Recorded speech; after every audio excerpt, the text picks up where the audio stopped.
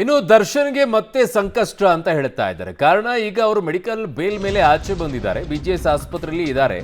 ಯಾಕೆ ಅವ್ರಿಗೆ ಸಂಕಷ್ಟ ಹೆಚ್ಚಾಗ್ತಾ ಇದೆ ಅಂತಂದ್ರೆ ಸುಪ್ರೀಂ ಕೋರ್ಟ್ಗೆ ಮೇಲ್ಮನವಿಯನ್ನ ಹೋಗೋಕೆ ಈಗ ನಿರ್ಧಾರವನ್ನ ಮಾಡಿದ್ದಾರೆ. ಮಧ್ಯಂತರ ಜಾಮೀನು ಆದೇಶವನ್ನ ಪ್ರಶ್ನಿಸಿ ಸುಪ್ರೀಂಗೆ ಮೇಲ್ಮನವಿಯನ್ನು ಸಲ್ಲಿಸೋಕೆ ಮುಂದಾಗಿದ್ದಾರೆ. ಸರ್ಕಾರಕ್ಕೆ ಈಗಾಗಲೇ ಕೇಳಿದ್ರು, ಸರ್ಕಾರ ಈಗ ಅವಕಾಶವನ್ನು ಮಾಡಿಕೊಟ್ಟಿದೆ.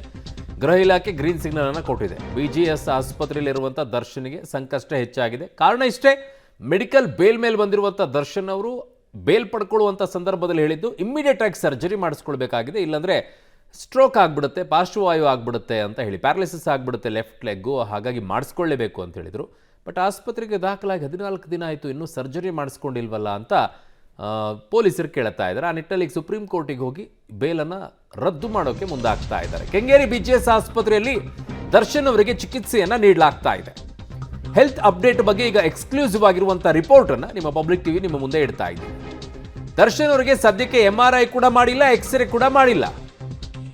ವಿಮ್ಸ್ ಆಸ್ಪತ್ರೆಯ ರಿಪೋರ್ಟ್ ಅನ್ನು ಆಧರಿಸಿಯೇ ವೈದ್ಯರಿಂದ ಈಗ ಚಿಕಿತ್ಸೆಯನ್ನು ನೀಡಲಾಗ್ತಾ ಇದೆ.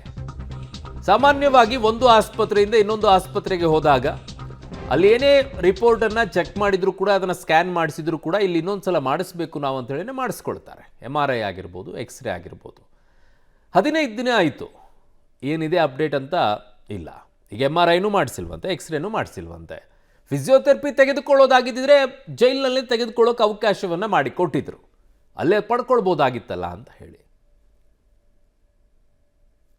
ಸ್ವಾಮಿ ಕೊಲೆ ಪ್ರಕರಣಕ್ಕೆ ಸಂಬಂಧಪಟ್ಟ ಹಾಗೆ ಏನು ಒಬ್ಬ ಪ್ರಮುಖ ಆರೋಪಿಗೆ ಇಂಟರಿಮ್ ಬೇಲ್ ಕೊಡಲಾಗಿತ್ತು, ಅದಕ್ಕೆ ಸಂಬಂಧಪಟ್ಟ ಹಾಗೆ ಸರ್ವೋಚ್ಚ ನ್ಯಾಯಾಲಯದಲ್ಲಿ ಅಪೀಲನ್ನು ಸಲ್ಲಿಸಲಿಕ್ಕೆ ಸರ್ಕಾರದಿಂದ ಅನುಮತಿ ಸಿಕ್ಕಿದೆ. ಅದರ ಅಪೀಲನ್ನು ನಾವು ಎಲ್ಲ ಕ್ರಮಗಳನ್ನು ಅನುಸರಿಸಿ ಫೈಲ್ ಮಾಡಲಿದ್ದೇವೆ.